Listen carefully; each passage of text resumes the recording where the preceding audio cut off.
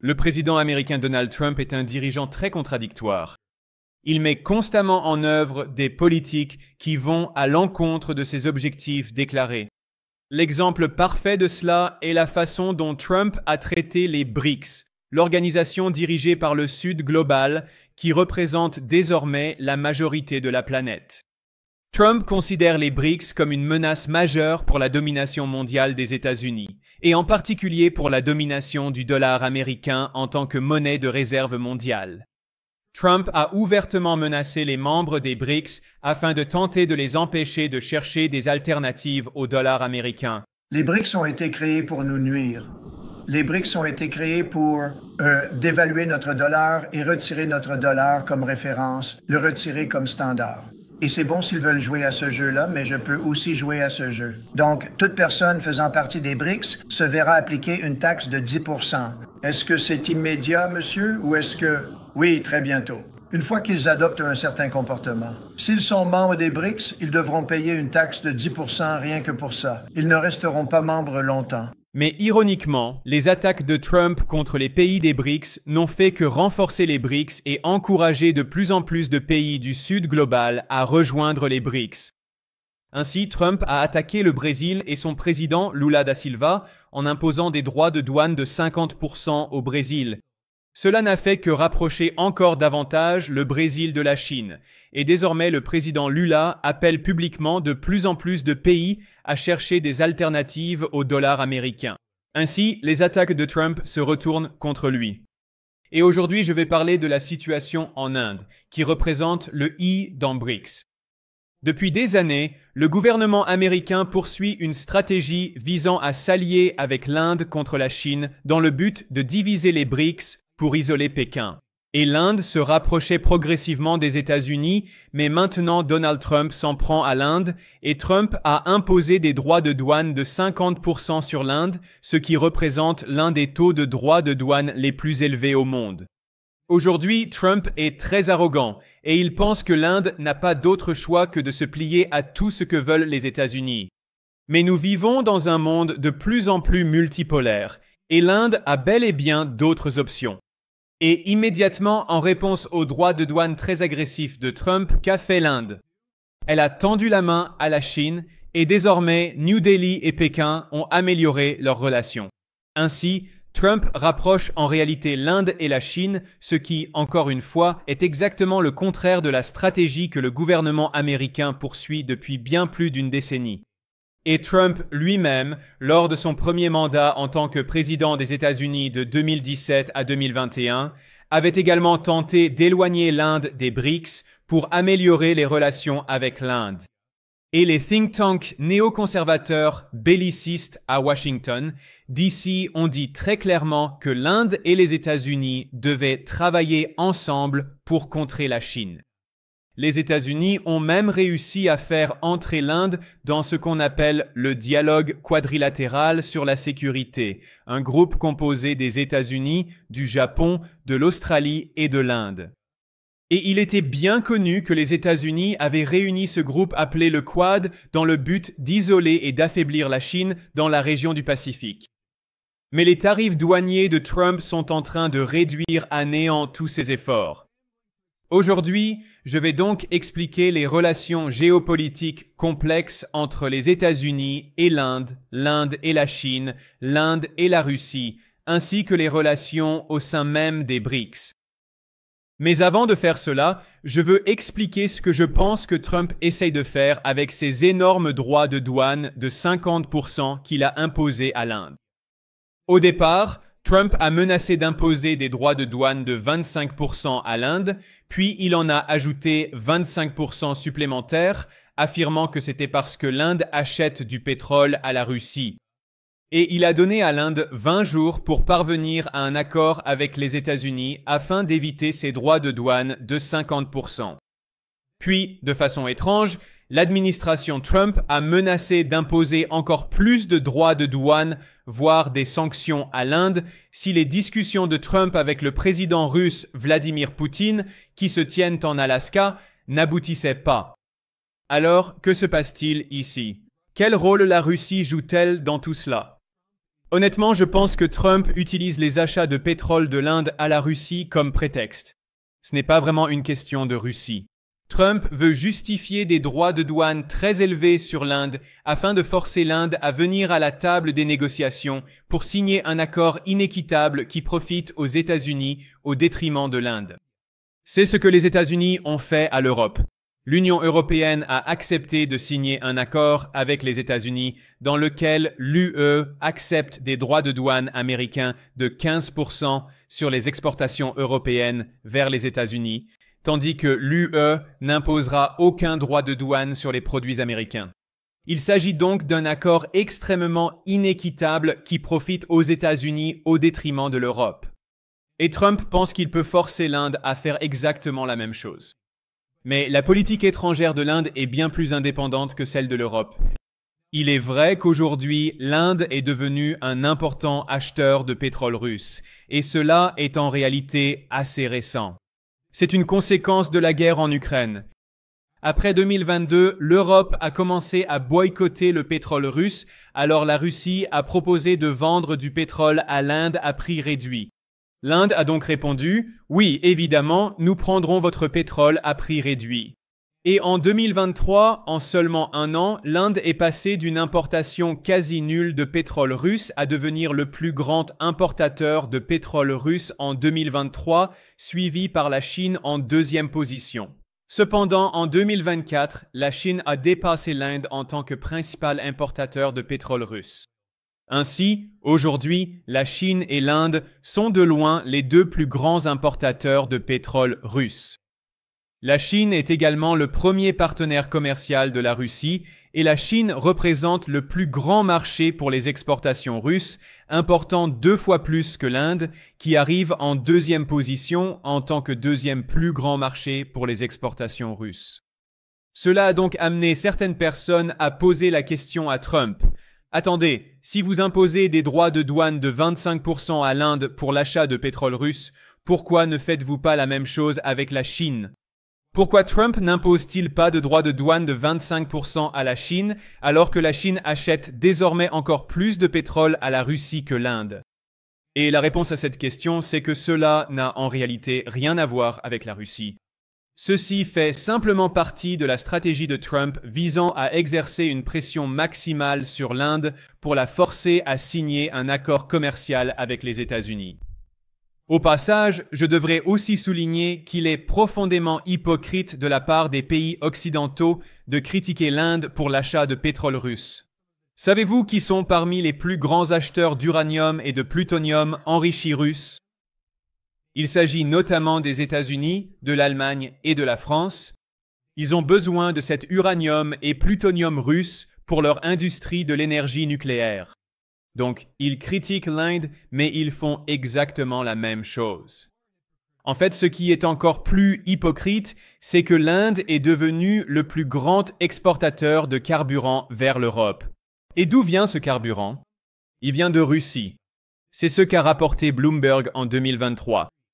Il a été noté que, alors que l'Inde est devenue le plus grand acheteur de pétrole brut russe cette année-là, en 2023, l'Inde raffinait, traitait ce pétrole brut, puis exportait du carburant propre, entre guillemets, vers l'Europe, mais il provenait de Russie. C'était donc une violation indirecte de l'embargo pétrolier de l'Europe contre la Russie.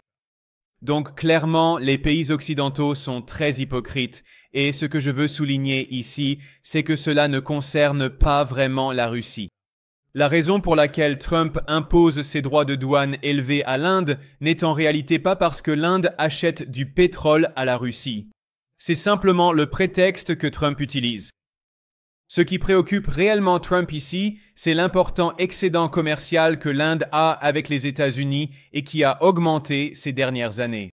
L'opposé de l'excédent commercial de l'Inde, c'est le déficit commercial des États-Unis et Trump considère les déficits commerciaux comme quelque chose de négatif. Il veut donc réduire le déficit commercial américain et il utilise la menace de droits de douane contre l'Inde pour la forcer à signer une sorte d'accord.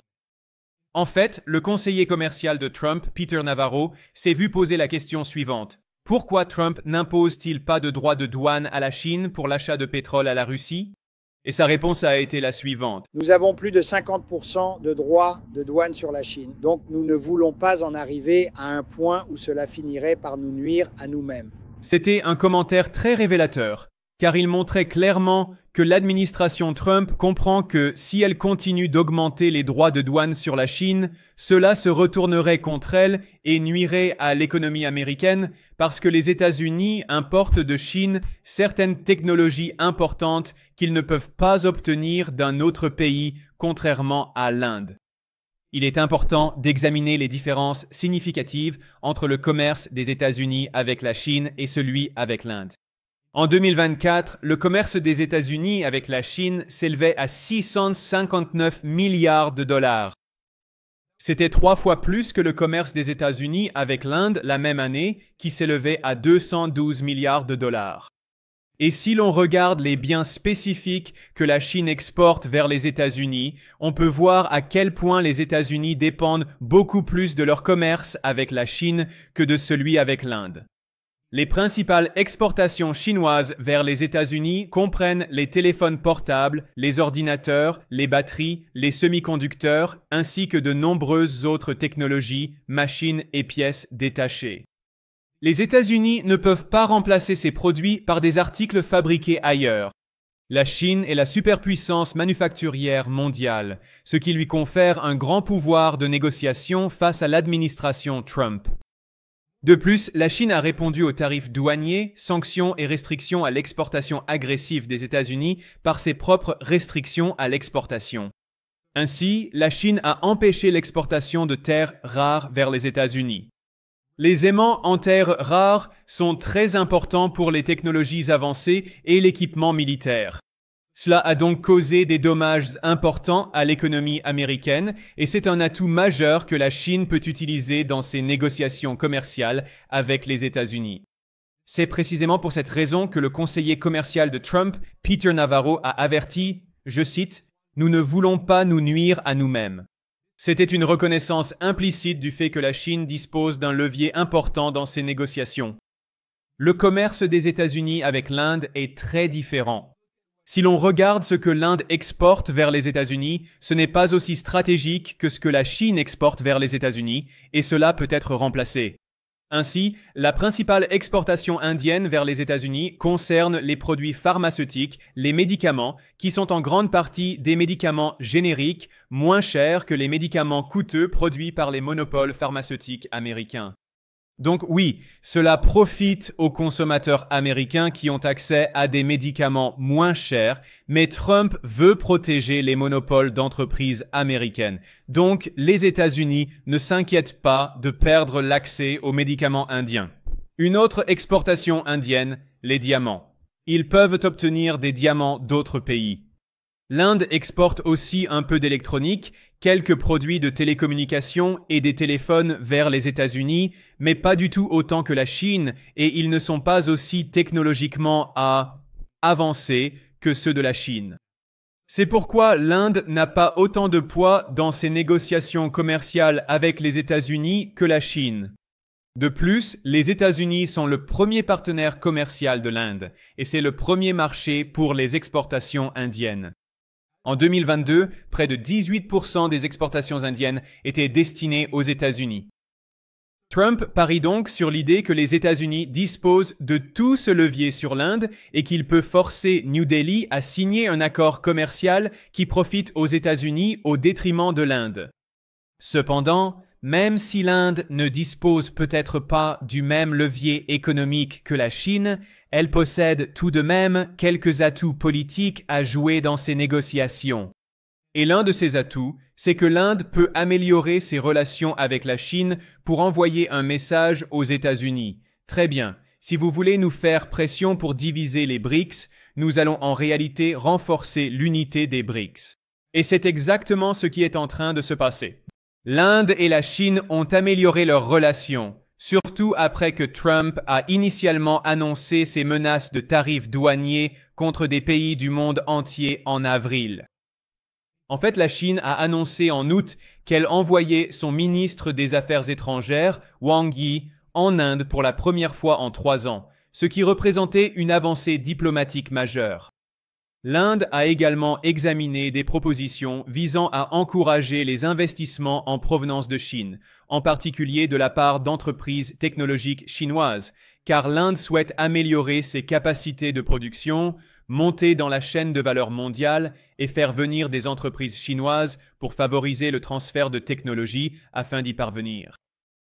Et cela est intervenu après une autre avancée diplomatique majeure en octobre 2024, lorsque la Chine et l'Inde ont tenu leur premier pourparlers officiel en 5 ans afin de résoudre un différend frontalier qui avait entraîné des violences en 2020. Et cette percée diplomatique en 2024 a été rendue possible par le sommet des BRICS qui s'est tenu dans la ville russe de Kazan, et il y a eu des rapports selon lesquels la Russie avait œuvré pour rapprocher la Chine et l'Inde, car la Russie entretient de bonnes relations à la fois avec l'Inde et la Chine. Ainsi, la Russie jouait le rôle de médiateur pour les rassembler et encourager davantage d'unité au sein des BRICS.